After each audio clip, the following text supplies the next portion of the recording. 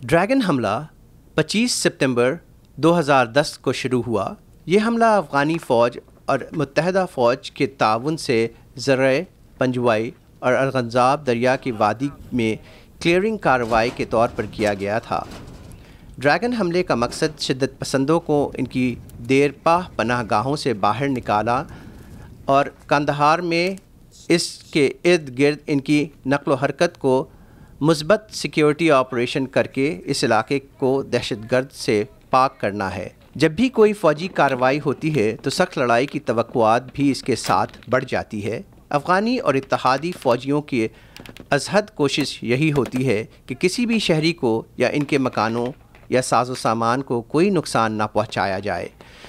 ستمبر میں قندھار کی کارروائی کے دوران 19 دہشت پسند ہلاک، 3 زیر حراست اور خود ساختہ بموں کی ایک فیکٹری اور گھر میں بنائے جانے والے بم تباہ کیے جا چکے ہیں۔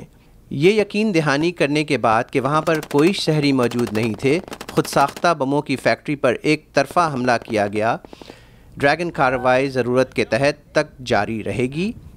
اس کارروائی کا مقصد سیکیورٹی فراہم کرنا اور افغانیوں اور دہشت گردوں کے درمیان ایک فاصلہ پیدا کرنا ہے تاکہ انہیں مزید حفاظت فراہم کی جا سکے اور ارغنزاب دریا کے وادی کے لوگ خود اپنے ایک پسندیدہ حکومت کا انتخاب کر سکیں۔